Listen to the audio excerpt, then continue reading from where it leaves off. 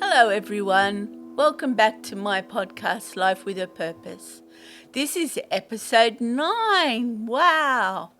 And tonight I'm going to talk about being a kids club leader and at one stage going to Russia with my husband and one of my sons. So this is mainly about my ministry of teaching with the kids.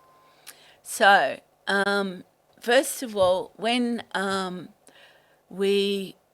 was a younger Christian, before I came into the fellowship, I knew that I wanted to teach kids at Sunday school. So one of the previous churches I went to up in a Presbyterian church in Castle Hill, I asked if I could be a part of the Sunday school, which they would do while church was on.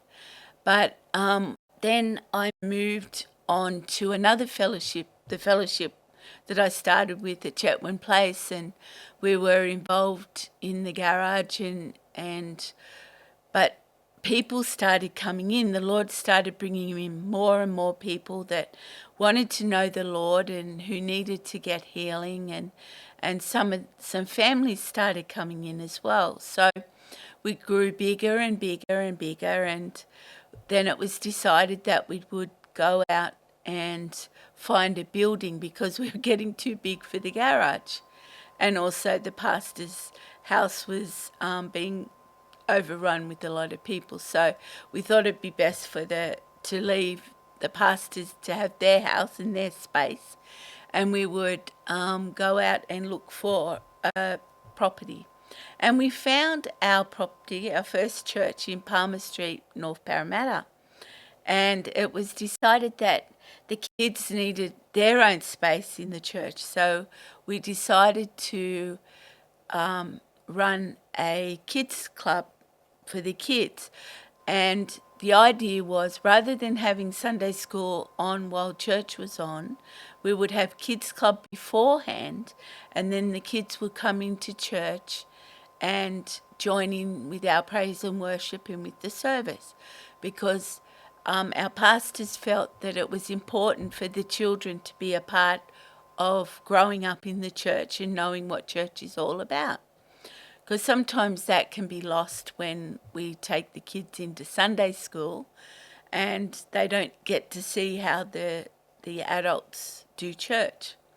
So I had the privilege of being one of the kids club teachers with Dee and with Celeste, and we had picked out a beautiful room for all the kids so that they could be a part of kids club and learn all about Jesus and then come and join us at church. So the photos that I have up now at the moment are of a younger generation that I taught. And some of you may know some of them in the photos, some of you won't. But this was on the left side, that these are the kids singing at my wedding. And they sang me a beautiful song, and it was a lovely song, and it really touched my heart. And they got to know Jesus as their Lord and Saviour too through Kids Club. And it was just an awesome experience to hear the kids and see their love for the Lord. And on the right side at the top, I've got my son John and some foster children that we had. That was Stephanie in the middle and Joshua in the back, in the left side. And they would come, as we fostered the children, they would come to Kids Club and learn about Jesus as well. And then just on the bottom, I've got my son John and Nathan and Benjamin. We were at a wedding there, but they were the only photos I could find. And it was beautiful to see Nathan and his love for the Lord just get bigger and bigger, and my son as well. And I was in Kids Club for a long time. We were doing the Kids Club for quite a while. We would do presentations every year, and it showed the parents what the kids were learning about Jesus and about the Lord and what he was doing. And he we would get to know them, the kids, and they would do a presentation each year. And then during those times of that, things were changing and there was people moving around and doing things, and we moved buildings and things like that as well, because we're in a nice factory unit in Palmer Street, and it was huge. And that's where I got married. As I said, the kids sang at my wedding. That's where we got married as well. And it was a beautiful big place. And then we moved over to, I think, Macquarie House. And in that time when we moved over to Macquarie House, we were, my husband and I took over Kids Club, and we were doing some, oh, sorry, these photos I've got here, these are still some Kids Town over in Argyle Street. Now we move over to Argyle Street, that's right. And this was one of the kids that were getting older. They were part of the Kids Club because we had the preschool, the infants, and the primary kids learning about the Lord. And in one of the photos, you might see another few familiar faces. They were a part of our family as well. That was my son's birthday party. They had a sleepover. And we were living at Schofields at that time, so we were travelling from Schofields to Parramatta. And it was really, really good. And again, I was still working with Dee and Celeste with Kids Club, and we had great times. The kids were great. The kids loved the Lord. They got to know Him very much. And the top two photos are another thing of where they were starting to move into dance, and they started to organise a group called NLG Dancing and Performing Arts. So that's what you're seeing there, the throws of the young ones who are going to start NLG. That was in Macquarie House. But here they were just doing a presentation, and it was just spectacular what they did, and the boys just all were part of it as well. There's a few faces there that didn't go to Kids Club, like the boy at the back. His name was Daniel. John met him up the street. He had all these sisters, so he and John got on together. He had a mate, so that was really good. And so we moved around, and then, as I said, things were changing. So then we got to Macquarie House in Parramatta, which was just over near the station. And that's where my husband and I started doing Kids Club with Celeste. So we would go over there, and we would share with the kids a curriculum that was about Christian-based, about the Lord, and various characters in the Bible. And the kids love doing that. They love doing activities, and they love being a part of that. And then they had NLG Performing Arts on another night. So in the time that my husband and I were Kids Club leaders, my husband started looking into Russia, and he started looking at it. And then one night when we were in bed, or just in bed reading the scriptures and getting ready to go to bed, he said to me, "How would you like to go to Russia?" And I'm going, "Oh, no, I'm not going to Russia. It's too cold. I'm not going to Russia." And then he said, he didn't like what I said, but he left it with me. And then the Lord started to talk to me about going to Russia. And then we started going to Russia, and started to get registered with the Kids Outreach International, which was actually based in Canberra. And we looked into it, and then we went to our pastors and asked our pastors for some counselling, if they could talk to us about what they thought the Lord wanted us to do. And so we saw our pastors and the elders, and we presented the case that we wanted to go to Russia. And they said, yeah, that the Lord it will allow us to wants us to go to Russia. And what the kids' outreach was all about was we would go into the camps and look and do all the activities and introduce the gospel of Christ through the gospel bracelets. Now, I'm going to try and think about that for a minute, but that was a good thing, and we were allowed to go. So we were trying to go in the year 2009, but we didn't have any finances, but we were still learning some basic words for Russian, and it was pretty hard because I can't remember today what "здравствуйте" means, but I think that means official hello, and then there's "привет," which is hello, and also the young ones were learning English, so they love to say hello in the camp. But there was also something we learnt was "меня зовут," which means my name is, and I would have to say Sue, and they go, Sue? And then the interpreter said to me, what if we say Sue? And then when they said that, they go, oh, Sue, Sue. So they knew how to say my name. But we finally went to Russia in 2010 after all of that, after we got finances. So I was able to, my husband and I were able to go, and our 10 or 11-year-old younger son, Luke, was able to come. John couldn't come because he started work and he didn't want to go. So we thought, okay, well, that'll be good. You can look after the dog for us while we're away. So in this photo, I wanted to show you, this is the camp that we went to first, and this was called Zevna Zorka. Now, it was in the forest in St. Petersburg. I could not tell you exactly where it was, but it was about an hour's drive from Viborg station, where we had to meet our interpreters. But I'll just backtrack a little bit before I lose this photo.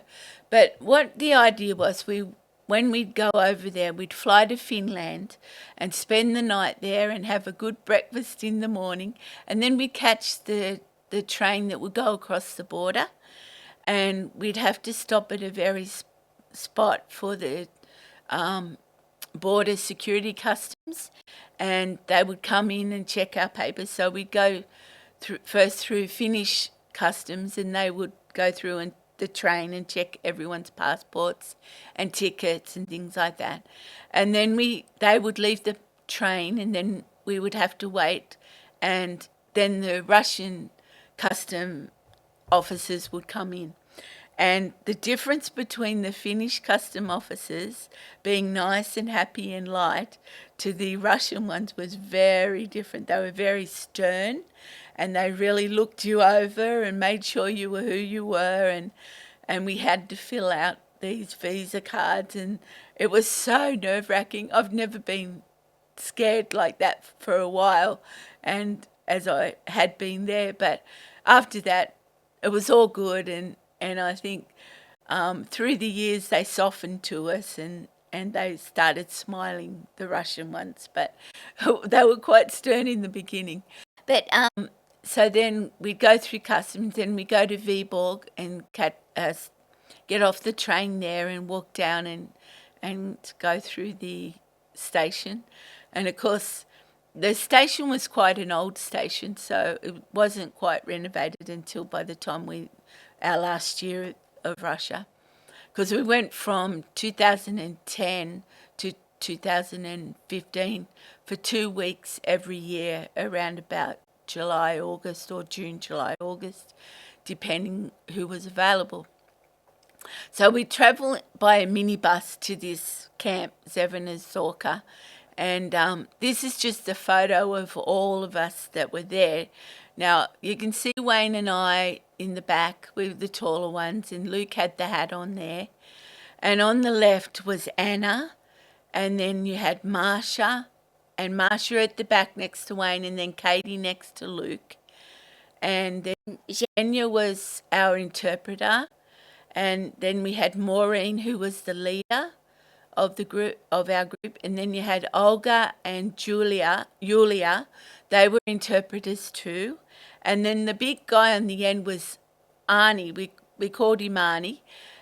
He came from Finland, and he wanted to do the camp before he was called into national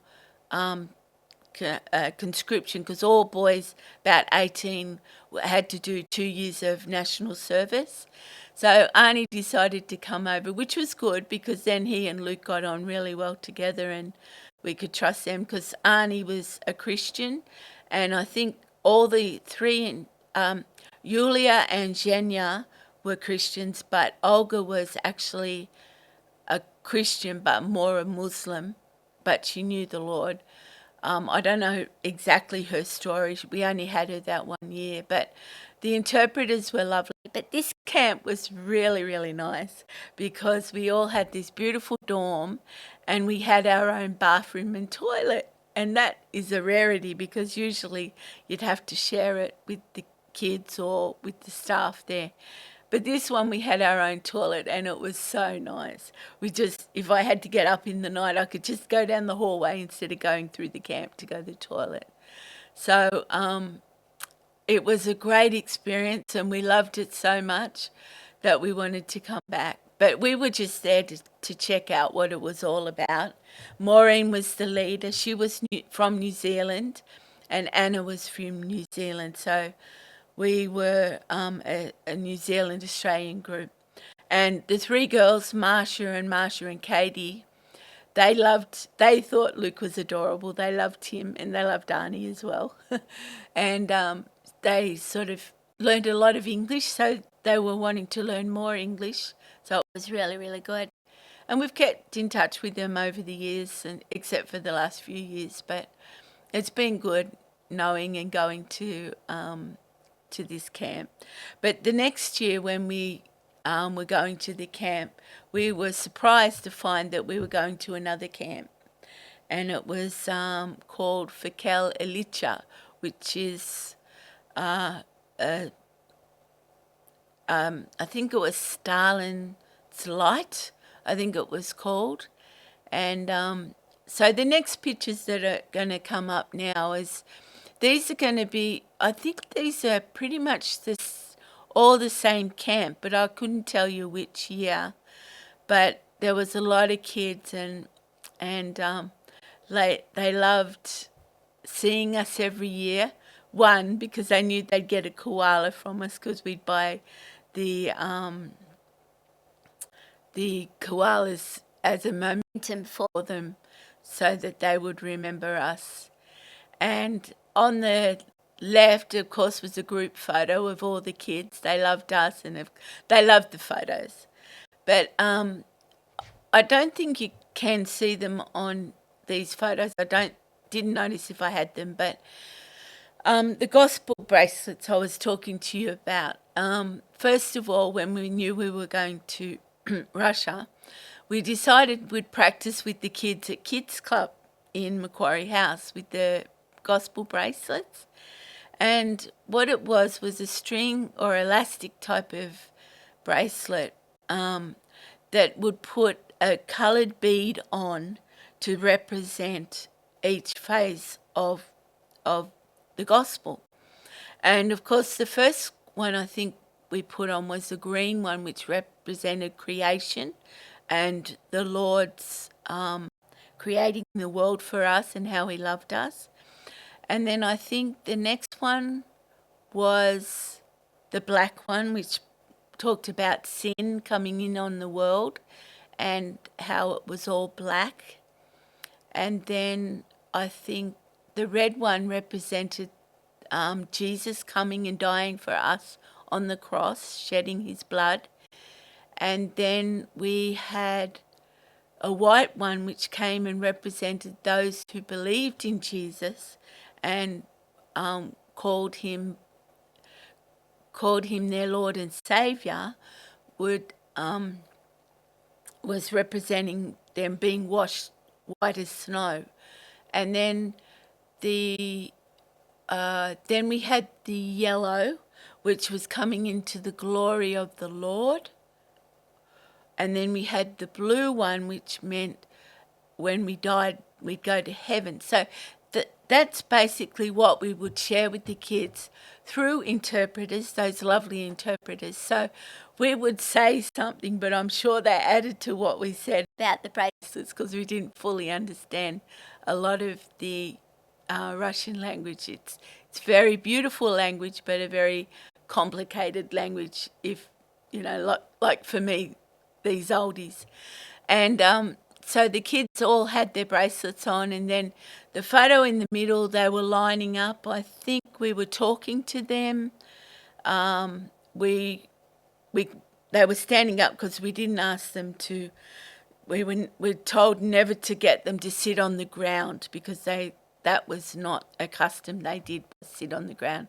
We'd have to always get chairs for them, which is a good custom really, and because the ground can be very cold. Now the first year we went to Russia was quite pleasant, but it got a bit hot. So every year after that, we learnt to bring both summer and winter clothes. So in the middle, I think they were listening to us. We were sharing some things. I got to share some testimonies. They got to see me write with my foot. I told them how I drove, things like that. And then the picture on the right, that was another lady from New Zealand, Lisa. She was in our group. And excuse me, she loved the kids and the kids loved her as they always do, and she had fun with them. They loved her because she had fun, and what happened was too, the kids would have counsellors who were actually students from uni, and they would be their counsellors. They called them counsellors rather than leaders, and so Lisa was similar to them in age, and she just got on with the kids and the counsellors, and they just loved being a part of us, and we loved being a part of them. We made them feel important. I mean, one year we found that some of the counsellors never got paid the true amount of money. They only got a little bit of money paid. So by us going into the camps, us paying for being in the camps, which is about $1,500 per person per camp, was helped a lot out with the kids, and they got some treats. We got some treats all the time. The kids were curious as to what the treats were about, but yeah, they would always come to our table. But sadly, we also ministered to a lot of orphans in the camp, and in the dining room, they would just get the basics because they were seen as lower class children, and they weren't to be treated special like the rest of us. So, but it was sad. But we got to spend some time with the kids, and we gave them arts and craft, and we told them gospel bracelets, and we also shared fun time. We raced with them. They were in another section of the camp, but we were able to spend time with them. And these photos we have, I think we have Anna and Zhenya and I can't say her name, Svetlania, yeah. And a little boy, he was part of it. He just wanted to be in the photo. They love photos. And Anna was our leader this year, and we had Zhenya and Svetlana as our interpreters, and they were really good because they were much older and they understood both the English and the Russian language. And that was us just coming back from a trip. Actually, sorry, no, the person in the middle was an older orphan. They would help around their property. That was their holiday. And of course, once they turned 18, they were kicked out of the orphanage and had to find their own way, which was quite sad. But they loved to come to us because we welcomed them with open arms, because in the camps it was still quite segregated. Excuse me.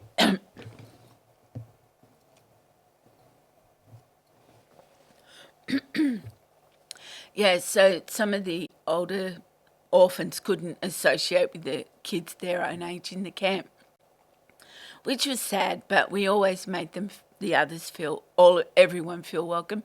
And they loved us too, because every year we would buy Bibles for each age group and give them a free Bible. Excuse me. And of course, the younger ones loved it because we gave them the picture Bible, and the older ones got a free Bible. And it was really, really good. We'd play games, and while we were waiting for each segment, sorry, the kids would play soccer with Luke. They loved playing soccer. They always played soccer. They had a ball. They played soccer. We brought balls, games, kites. We brought everything, and to keep them entertained. And the reason why we actually went for 2 weeks wasn't just for us, but sometimes the kids would only be there for 2 weeks, and then they'd go home for a couple of days, do their washing, bring back clean clothes, and the camp would have to be empty so that the cleaners or the grandparents who came to help out would come through and clean out the dorms, and would go and clean out the dorms so that the camps would be ready for the kids for next time. And it was good. And we'd often have our day off, and we'd go into St. Petersburg for the day and get what we call normal food and get to know the culture there and all that. And it was quite funny. I'll tell you a funny story. When we went into St. Petersburg one year, I had to go to the toilet. I wanted to go to the toilet, and we couldn't find a disabled toilet because they didn't have a lot of disabled toilets there. And I needed Wayne to help me, so I had to ask the interpreter, could she ask the lady in charge of the ladies' toilets to let my husband and Wayne in. So he felt so embarrassed, but he came in anyway, and he helped me with the toilet. And then he came back out. All these women were looking at him. They were lined up. It was very hard on Wayne. But I take my hat off to him. He did it, and he was blessed by that. And everyone loved him for that. So anyway, these were just kids showing some of our wares of what we got them to do. I think we got them to make a bag one year, and they decorated the bags, and they were showing us off what they did, and we did labels. It was always Jesus loves you, and God cares, and you are special, and things like that. And this particular area, these were all a lot of orphans. Most of them were Down syndrome, but there were some that were orphans that were just given up because their parents couldn't look after them, and it was quite sad in Russia that what life was like there.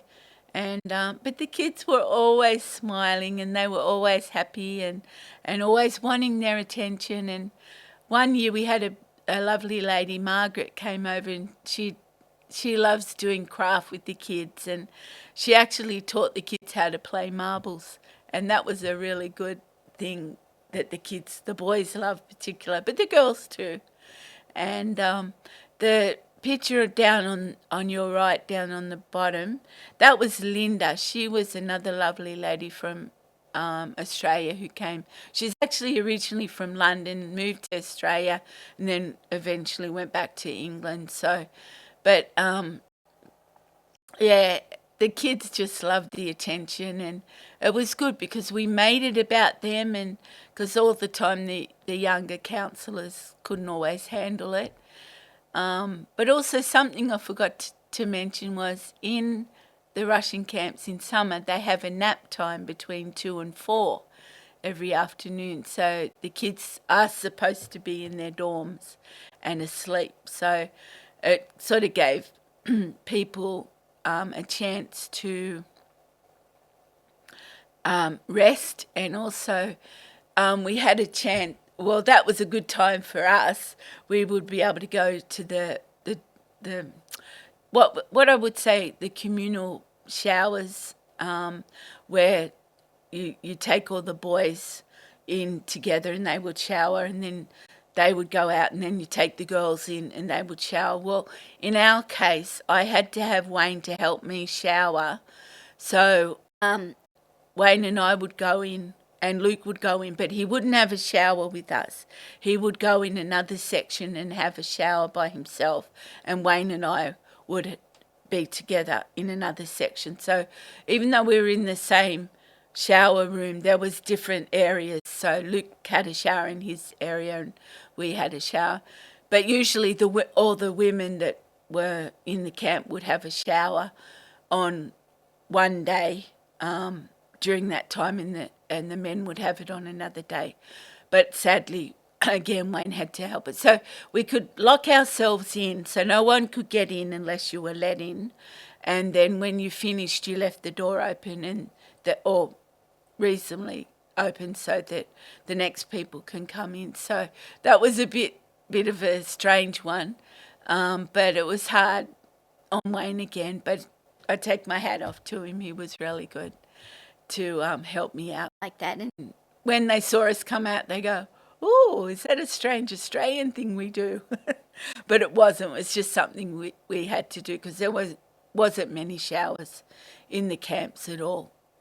So one day the girls would all go in the showers, and then the next day. So they basically had a shower every second day, which wasn't too bad. So I'm not sure if I've got any more pictures, or do I have any more? I will see. Oh, yes. So this is us in the ping pong room. We were doing craft, as I said, and I think it was like a bag or something that the kids could hang over there, and it would say those captions, and there you could see all the little things they could have. Unfortunately, we couldn't always put everything out at once because, like kids, they all like to take everything and keep it. So we would do these arts and crafts every day. We'd have to ask the counsellors when they were free, when we could do it, and we'd have about an hour or an hour and a half. Eventually, too, when Wayne and Luke and I were just doing it, we would take pictures of Australia over there, and one year I actually got Wayne and Luke to take a photo of me driving, so they finally got to see me driving. We got to show them, I think, a Christian movie at one stage, or there was a Christian movie in Russian for them, and I think this was Lynn. Oh, that's Lynn in the red. Yes, she came over one year, and we got to she got to do arts and craft with them. But she used to make these little mice. So she taught the older kids to sew up the mice, and they had this beautiful souvenir for Christmas or whatever they wanted. Wayne and Luke and I didn't really celebrate Christmas as such, but they were a good ornament for the kids to make, and it was made out of felt, and they were so cute. They had a hat and a apron, and the men had pants on. So she was very crafty, very good, and this was just part of what we did. And then one day, talking about that ping pong room, I think Igor was one of the head counsellors in this group, and he challenged Luke to a ping pong game, and it was quite intense, but it was very good. A lot of the kids came and watched, and Luke held his own, and I don't know if Luke exactly won, but he got close. I think he won once or twice. But I mean, Igor was about 22, 25 even, and because he was a uni student, and he wanted to play Luke, and it was good. I think Luke was about 15, 14 or 15 at that time when he played, so it wasn't too bad. And of course they loved Luke. They said, Luke, come and play with us, come and do this, and one year, that year too, Luke was trying to teach them how to play cricket, and they had no idea how to play cricket. So he was showing them. They hold the cricket bat like a baseball bat, and it was so funny. And I think one year we ended up, a kid, he used the cricket ball, and one year a kid hit the cricket ball right through the window and go, oh no. Anyway, we said, when we found the director, we said, we'll pay for it. And she said, oh no, it's all right, it's covered by insurance. But here's Luke here. Yeah, he's about 14, I think. And he was with all the girls. The girls loved him. I think that was, oh, I can't remember their names. I am so sorry. But there were a lot of Tanyas and a lot of Marshes, and they were beautiful girls and very, very like the guys, as I said, and they were very kind. I think the little one on the left is she was from primary for year 3 or something like that, and the other ones were about 16, 15, 16, and they would have to come, or they'd be paid for by their parents, either their parents' work and the parents together, or they just go. But yeah, they had a great time. They were good kids. Yeah, I think that was it. And that camp was basically our home for the next 5 years that we went, and we got to know it very well. And we'd have a campfire, and instead of having the campfire and marshmallows, they didn't have those. They'd have bread, and they'd toast this brown bread, and it didn't taste too bad after the fire. Burn it a bit. It was really nice. And from this camp there was a train track right next to the camp, so that's how we went into St. Petersburg. Or we could go across the tracks and up a little, and there was a lot of summer houses you could go to, and we found this little corner shop where we could buy some chips and ice creams and lollies, because it did get quite hot. I think one year it got up to 31 degrees Celsius, which was very hot for Russia.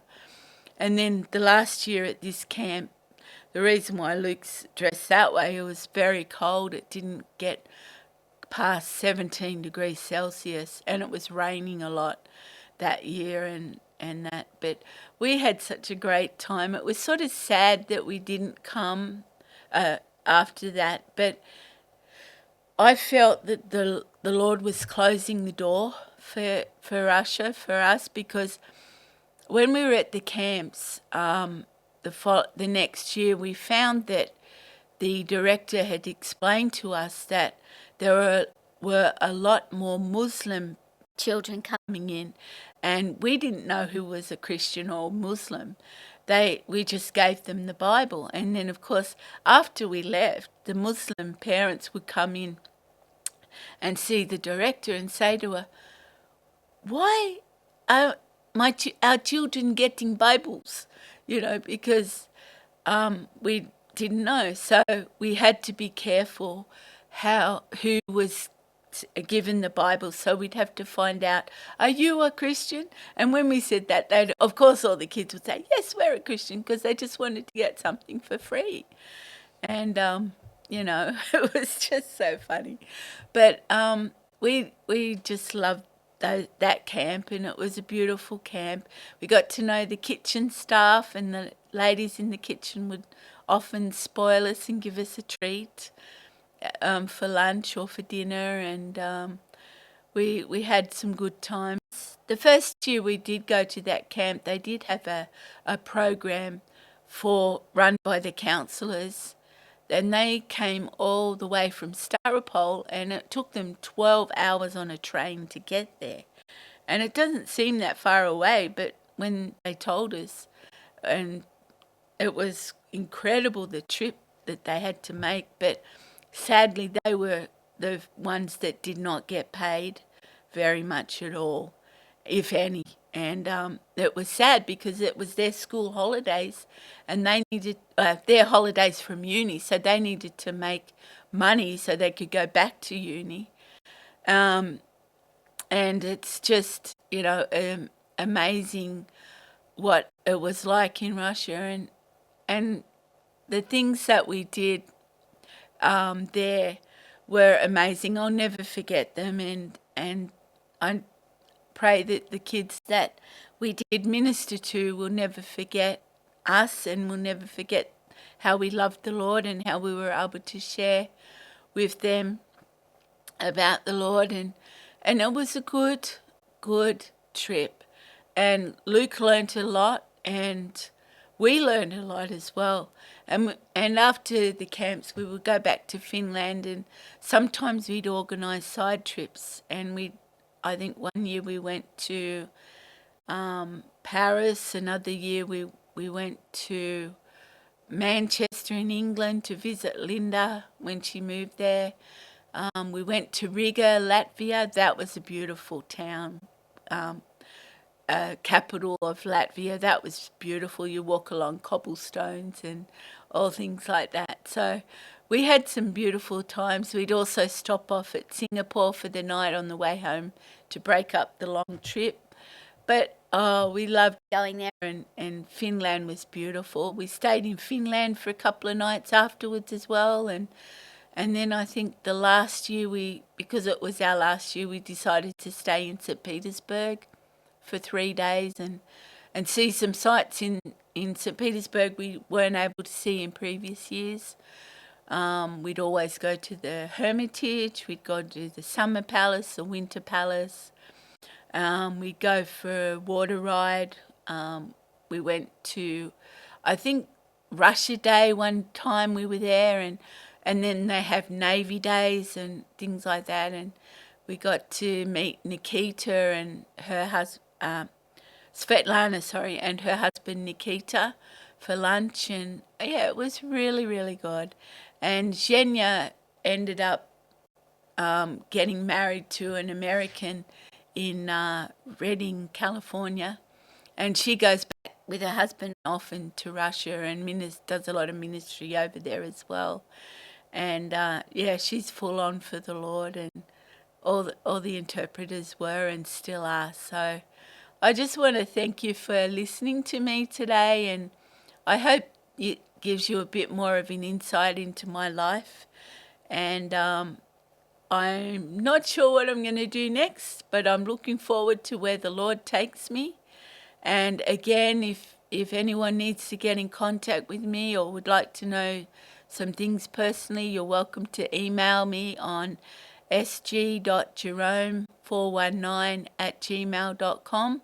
Kaylem will leave the my email address in the comments below if you want to contact me, or if you live in Australia, you can contact me wherever you are. You're welcome to contact me, and I'll see what I can do. If any of my thalidomide friends out there want to share part of their life and how God is a major part of their life and how they came to know the Lord, you're welcome to come too and let me know, and we'll see what we can do. So thank you everyone for watching. Bye.